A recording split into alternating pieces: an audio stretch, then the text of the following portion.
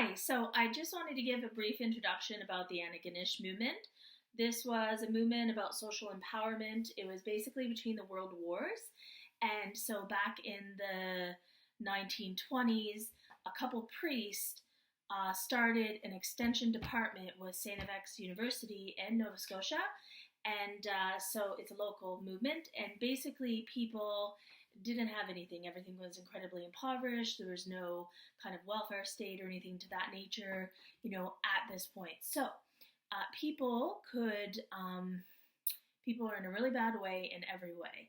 And so what they did at this extension department, not just these two priests that worked there, but it became a movement, a social movement that everybody was empowered and happy and got on board with. They created these things called study clubs, which for each local community would get together around kitchen tables and literally teach each other to read. So with basic literacy skills, pretty impressive. They also created this idea of co-ops. This is something that's still alive and well today. Cooperatives are a way that a fisherman, as he can read, now he can start to see and talk to the right people and make contacts, and he can actually sell that fish to the Americans, and instead of making $2, you can make $28.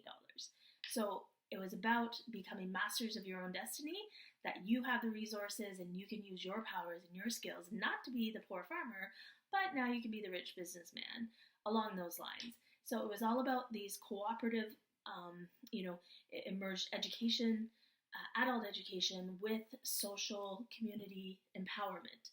It's about developing your community, being all that you could be, and helping each other. In this time frame and through links through the university, that's when they also created credit unions. So this idea of pooling local money to help make each other rich or to, economic development. These are all the things that characterize the Antigonish movement. So around the 50s is when it all started to come to a close because people came back from the war and things were we had the development of the welfare state and the world as we, more familiar, more regional economic development initiatives or national ones, not this local do-it-yourself sense of empowerment.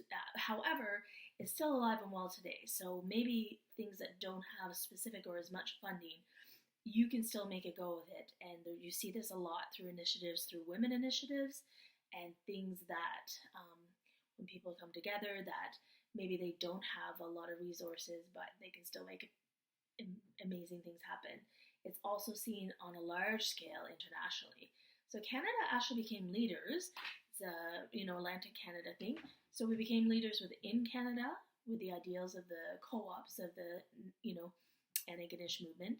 And the co-ops are basically how to use education to do something to actually make money and better your community and generate wealth. So these are seen through a lot of women initiatives and also internationally. So you have farmers that are working all day, and it's maybe their land and their coffee beans, and they're working for $2, which might be kind of rich to them.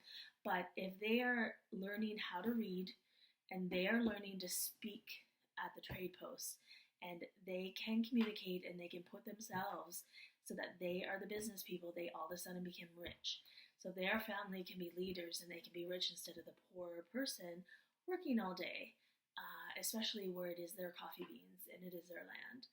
And so there's an awful lot of economic development in Africa based on this model.